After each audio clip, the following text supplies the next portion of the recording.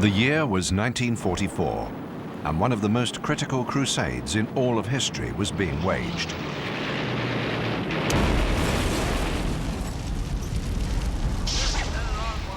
The aces, Richard Peterson, Bud Anderson, Chuck Yeager. More than 50 years have passed, yet the success of these pilots in World War II still resonates amid the growl of their airplanes.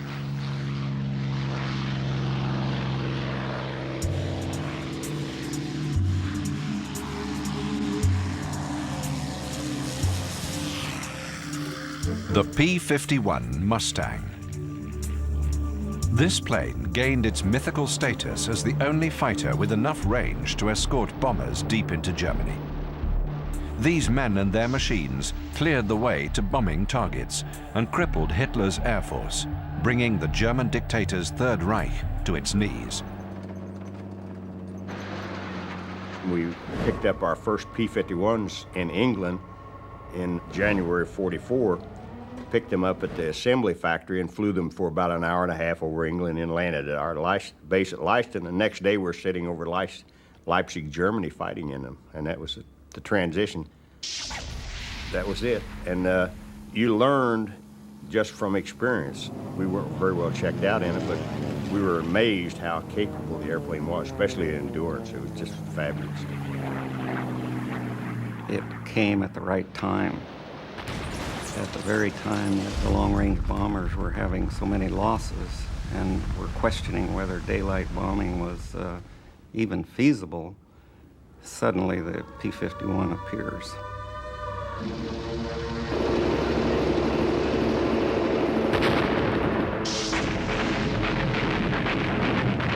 The German pilots would see and engage the enemy every mission they flew. See, and that's the reason. If you look at the kills, like Eric Hartmann, 380, General Gunther Rahl, who's a very good friend of mine, and, you know, 270 or 80. An American fighter, average, he flew about 50 missions over Germany, then he went home. We have flown already 3 years, or 4 years. And where I personally, but this is an example for many of them. I was injured in those days 3 times. I was in hospital. recovered, came back to the front line, flew again. So this is quite different attitude.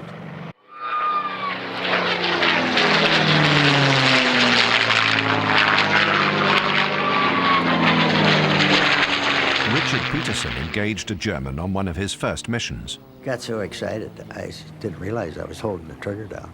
And I'm shooting holes in the sky all over the place and holding the trigger down because I was so excited.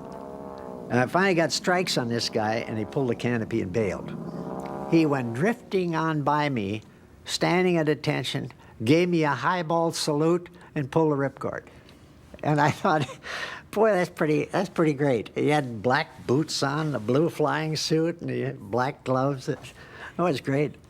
The hackles on the, and I was yay shouting to myself in the cockpit, you know, about how great this was. But that was the first one I got.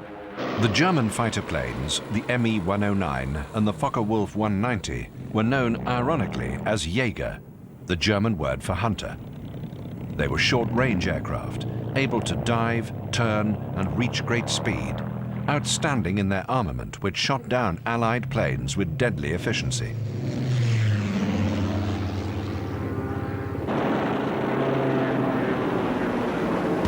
Throughout 1943, before the Mustang's arrival, the theory was that the bomber alone could fly over Germany's front lines to strike directly at aircraft and ball bearing factories, transportation, oil refineries, and aluminium plants.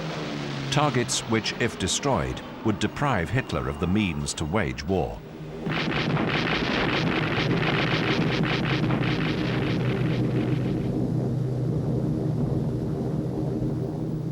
The bombers evolved into flying fortresses, outfitted with guns front and back. Their speed, armor, armament, and high-altitude flight were to enhance self-defense during attacks flown in the bright light of day for target accuracy. Autumn 1943. The bombers faced devastating losses, culminating in what was known as Black Thursday. Hitler had massed his Luftwaffe forces. Swarms of German fighters charged after Allied bombers as they attacked industrial plants in Schweinfurt on October the 14th. And unfortunately, they had to go the last third of the way without any escort because the P-51s weren't in business yet.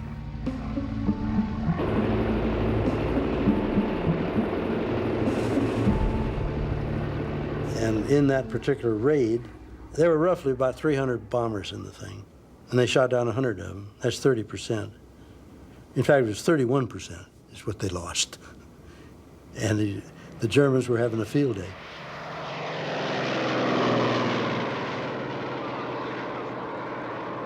By 1943, the Germans had learned their lesson, and they had put long-range armaments on their aircraft. 20 millimeter, 30 millimeter cannons that could reach beyond the range of the 50 caliber. And as such, the B-17s and the B-24s simply could no longer defend themselves. Enter the P-51 Mustang, a long-range fighter that had been simmering on the back burner of the war for 2 years. For their first months in service, the new fighters were instructed to fly close to the bombers. The bomber crews at last had air support. So in early January 1944, the commanding general of the 8th Air Force decided to what he called free the fighters.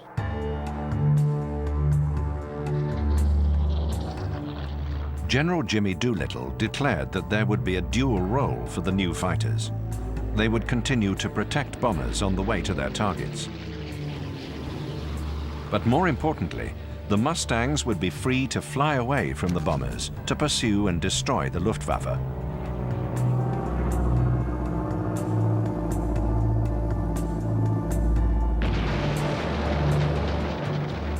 The Mustang cleared the skies over Europe to make way for an imminent Allied invasion of the European continent, enabling Allied troops and equipment to land with no threat from above.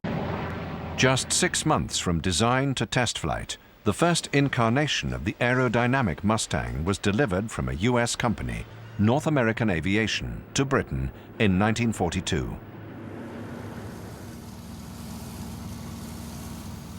The early Mustang lacked power at high altitudes. The solution was to install a powerful Rolls-Royce Merlin engine with a supercharger.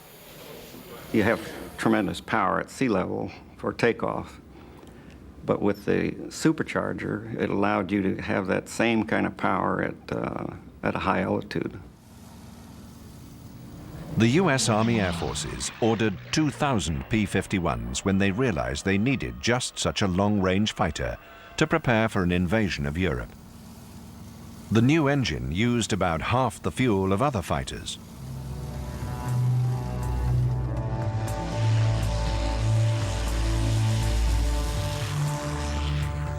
In late February 1944, over a 5-day period, the largest American heavy bomber force ever assembled, more than 1,000 bombers, escorted by 900 fighters, flew into Germany, determined to destroy the Luftwaffe in the air, and the industrial plants below where the planes were manufactured.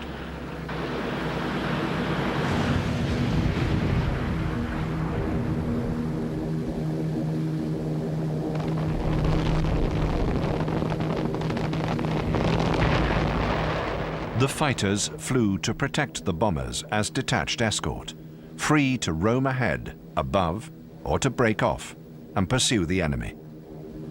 We used to do slow zigzags across them. They're going slower than we are, and we're trying to keep our speed up. So you make 90-degree turns and stay on top of them.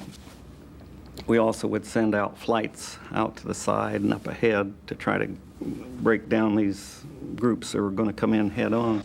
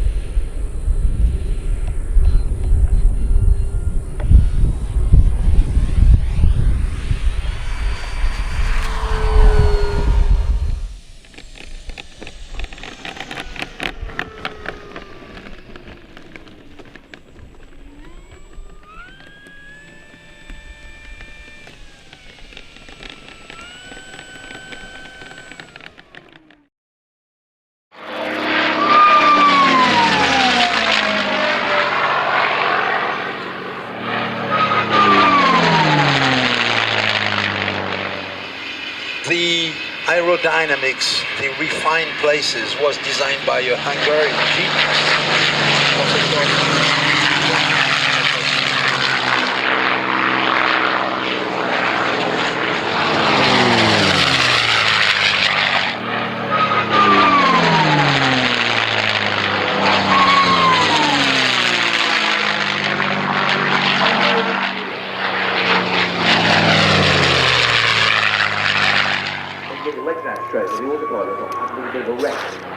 While you're flying a fighter over enemy territory, yeah, right.